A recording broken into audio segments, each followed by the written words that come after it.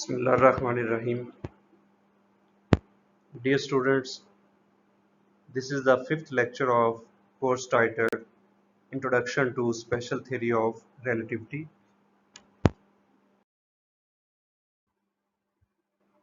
In this lecture, we discuss the following topics: transformation law for velocities and transformation law for acceleration.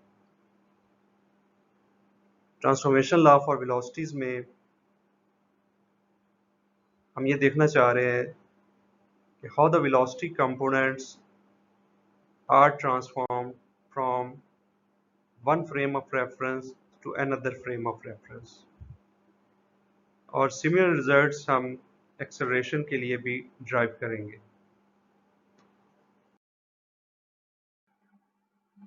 Transformation law for velocities, we know that rate of change of displacement is velocity. Here we consider the motion of the particle whose components are observed in frame S are u1, u2, u3, which we label as dx over dt, dy over dt and dz over dt. Similarly, the components observed of the same particle in frame S dash are u1 prime, u2 prime and u3 primes. Since frame S is at rest and frame S dash is moving with uniform velocity in the positive x-axis, therefore we relate the coordinate transformation of both the frame S and S dash through Laurent transformation, which are given by t prime is equal to beta into t minus vx over c square. Here beta is equal to 1 over 1 minus v square over c square, where v is the velocity of the frame S dash with which it moves along x-axis. Similarly, we have results x prime is equal to beta into x minus vt, and since S dash only moves along x-axis, therefore the components y and z will remain same, that is y prime is equal to y and z prime is equal to z. चूंकि हम निकालना चाह रहे हैं u1 prime in terms of u1, u2 prime in terms of u2 and u3 prime in terms of u3, और हम ये कहते हैं कि rate of change of displacement जो है वो वेलोसिटी है, therefore we need to calculate dx prime over dt prime. So इनके हम डिफरेंशियल ले रहे हैं, dt prime is equal to beta into dt minus v dx over c square, and dx prime is equal to beta into dx minus vt. So u1 prime can be calculated by dividing dx prime over dt prime. यहाँ पे beta जो है वो cancel out हो जाएगा numerator और denominator में, और हम u1 प्राइम को u1 से रिलेट करना चाहते हैं, therefore we divide numerator and denominator by dt, so that we have dx over dt minus v over 1 minus 1 over c square into v into dx over dt. dx over dt को हमने label किया है u1 के साथ, therefore पहला component हमारा frame S dash और S में कैसे ट्रांसफॉर्म हुआ वो इक्वेशन 1 में हम देख सकते हैं। That is u1 prime is equal to u1 minus v over 1 minus u1 v over c square. So अगर हम इसको देखना चाहते हैं क्या ये न्यूटोनियन मैकेनिक्स में ट्रांसफर हो सकता है, तो हम ये कंडीशन इम्पोज करते हैं that v is very less than c, so that the factor v over c square will be negligible. So we have only u1 minus v।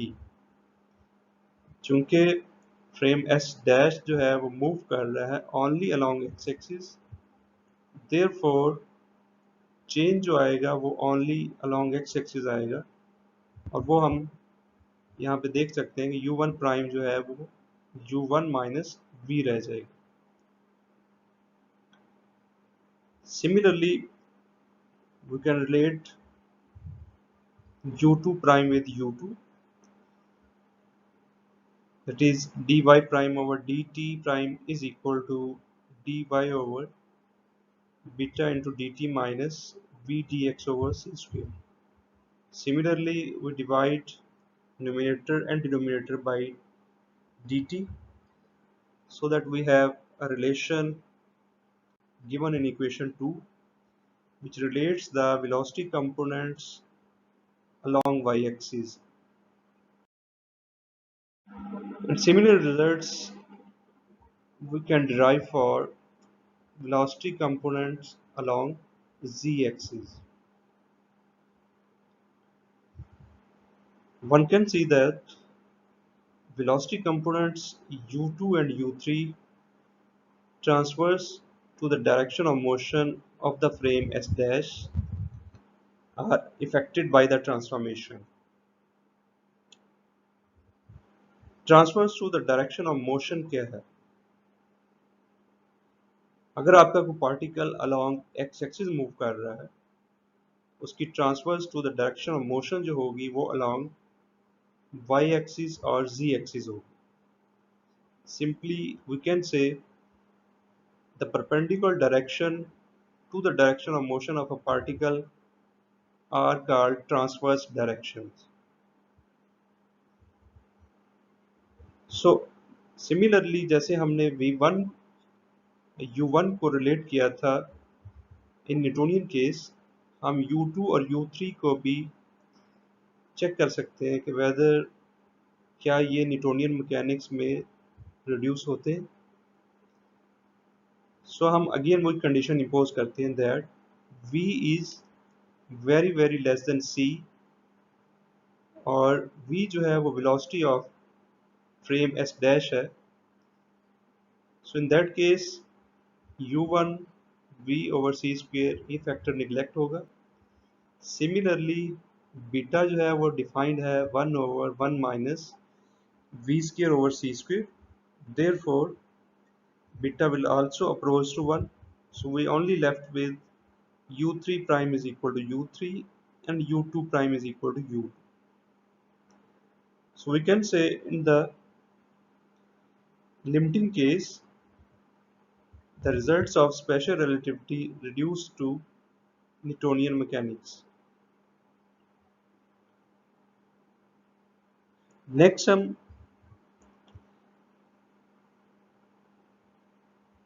Unprimed velocity components को prime velocity components के साथ replace करना चाहते हैं, और हम वही fact use करते हैं जो हमने लॉरेंट ट्रांसफॉर्मेशन में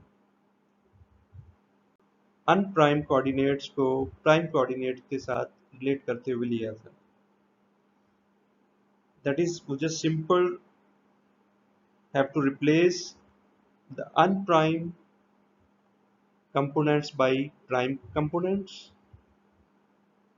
and prime components by unprime components and v by minus v।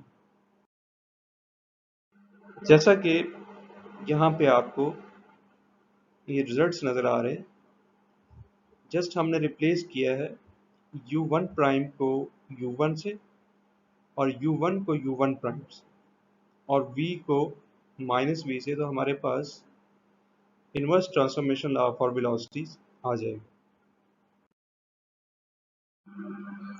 Acceleration in special relativity.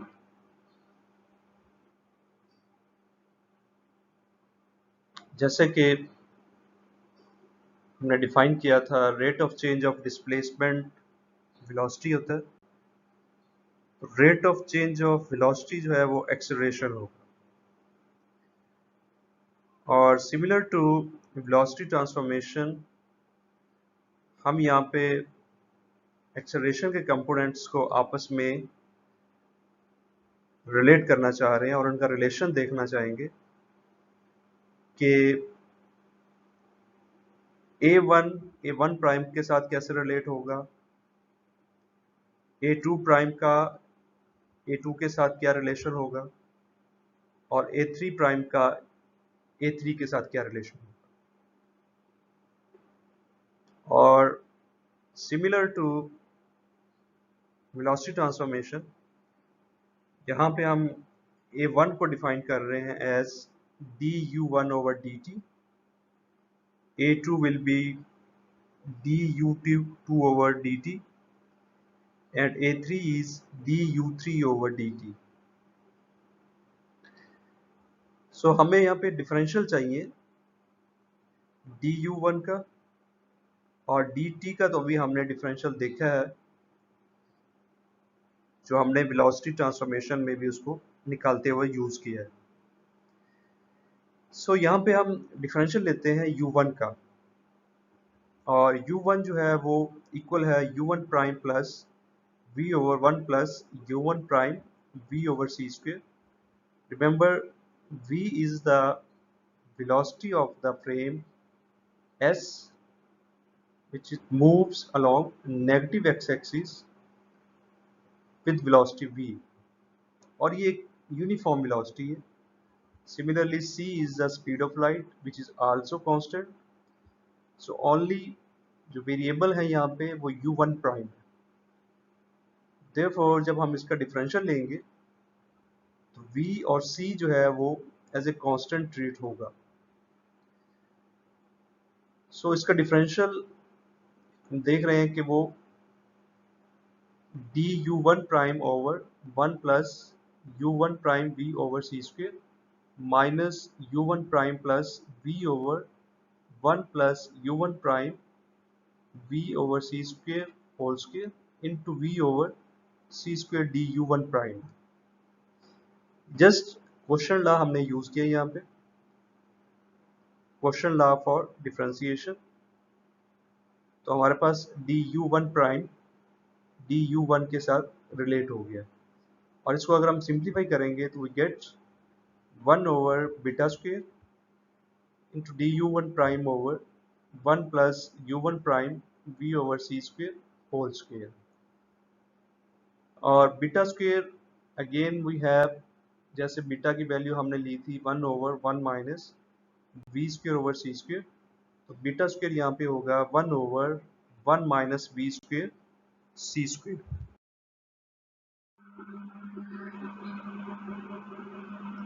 No, t हमारे पास डिफाइन है is equal to beta into t prime plus x prime v/c²। Similarly इसका हम differential लेते हैं और इसको थोड़ा सिंप्लीफाई करेंगे सो दैट कि हम dx प्राइम और dt प्राइम को इन टर्म्स ऑफ u1 लिख सकें। तो हमने यहाँ से dt प्राइम को कॉमन लिए, so that we have dx prime over dt prime को हम u1 प्राइम के साथ रिप्लेस कर सकें। ना पिछली स्लाइड पे हमने डिफरेंशियल ले लिया था du1 का, और यहाँ पे dt हमारे पास डिफरेंशियल हमने ले चुके हैं। अब हम इन दोनों को डिवाइड करते हैं, तो डिवाइड करेंगे तो वहाँ पे 1/β² ऑलरेडी डिनोमिनेटर में था, एक बीटा ऑलरेडी यहाँ पे है, तो ये बीटा क्यूब हो जाएगा, और du1 prime over dt prime को हम रिप्लेस कर सकते हैं by a1 prime.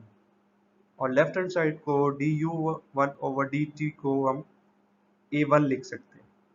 Therefore a1 और a1 प्राइम आपस में रिलेट हो गया with the factor 1/β³ into 1 plus u1 prime v/c² whole cube. Similarly हम u2 का डिफरेंशियल लेंगे और dt का डिफरेंशियल जो हम ऑलरेडी पिछली स्लाइड पे कैलकुलेट कर चुके हैं, इसको जब हम डिवाइड करेंगे तो हमारे पास a2 का a2 प्राइम के साथ रिलेशन आ जाएगा, लेकिन a1 से डिफरेंट आएगा क्योंकि इसमें a1 भी इन्वॉल्व है। So we can say a2 के अंदर a2 प्राइम भी इन्वॉल्व है और a1 प्राइम भी इन्वॉल्व है। जैसे हमने वेलोसिटी ट्रांसफॉर्मेशन में देखा था कि v2 और u2 और u3 ऑलमोस्ट सिमिलर उनके रिजल्ट्स हैं, तो यहाँ पे भी a2 और a3 के रिजल्ट्स जो हैं वो सिमिलर हैं, and just because of motion जो हम ले रहे हैं वो ओनली अलोंग एक्स एक्सिस ले रहे हैं, therefore the velocity components are acceleration components along y axis and z axis are similar। और अगर हम ये चेक करना चाहते हैं कि क्या ये रिजल्ट्स भी रिड्यूस होते हैं इनटू न्यूटोनियन मैकेनिक्स, अगेन हम वही कंडीशन इम्पोज करेंगे, that is when the velocity of the frame is very less then with the velocity of light. Again ये फैक्टर्स सारे निगलेक्ट हो जाएंगे और आप देखेंगे a2 जो है वो a2 प्राइम रह जाएगा और a3 जो है वो ओनली a3 प्राइम के साथ सिर्फ रिलेट होगा। नो अब हम इस पोजीशन में है कि हम अपने रिजल्ट्स को रिव्यू कर सकते हैं और इनको आपस में रिलेट कर सकते हैं in terms of Newtonian mechanics, special relativity and general relativity. आपको यहाँ पे 4 कॉलम नजर आ रहे हैं। पहले कॉलम में पोजीशन है, दूसरे कॉलम में वेलोसिटी है, तीसरे कॉलम में टाइम है और चौथे कॉलम में एक्सेलरेशन। हमने जब गैलीलियन ट्रांसफॉर्मेशन प्रूव की थी उसमें टाइम जो था हमने कहा था कि वो एब्सोल्यूट है। वंस टाइम एब्सोल्यूट है तो एक्सेलरेशन भी एब्सोल्यूट होगा। और ये हमने जब second law of motion prove किया था तो उसको भी हमने ये शो किया था कि second law of motion is invariant under Galilean transformation और second law of motion is only about acceleration. So we can say in terms of Newtonian mechanics position सिर्फ रिलेटिव होती है, जैसा कि हमने उसमें देखा था कि अगर आपका frame S dash along x axis move कर रहा है तो ओनली जो चेंज आता है वो अलॉन्ग एक्स कोऑर्डिनेट में आएगा, that is x prime is equal to x minus b t. और इसी को जब आप डिफरेंशिएट करते हैं तो आपको वेलोसिटी मिलती है, so velocity will also change. So इसी वजह से जो रिजल्ट्स हैं वो पोजीशन और वेलोसिटी के लिए रिलेटिव आएंगे बट टाइम और एक्सेलरेशन के लिए एब्सोल्यूट आएंगे। और यही रिजल्ट्स जब हमने लॉरेंट ट्रांसफॉर्मेशन में प्रूव किए उसमें टाइम भी आपका रिलेटिव आया, यानी टाइम के अंदर भी चेंज आई। सो देयरफॉर उस केस में पोजीशन भी रिलेटिव है, वेलोसिटी भी रिलेटिव है और टाइम भी रिलेटिव। लेकिन स्पेशल रिलेटिविटी में एक्सेलरेशन जो है वो एब्सोल्यूट है और स्पेशल और जनरल में सिर्फ एक ही फर्क है कि जनरल रिलेटिविटी में एक्सेलरेशन भी रिलेटिव एक्सेलरेशन हो जाती है, वो एब्सोल्यूट नहीं रहती। सो ये एक समरी है जो न्यूटोनियन, स्पेशल रिलेटिविटी और जनरल रिलेटिविटी को आपस में रिलेट कर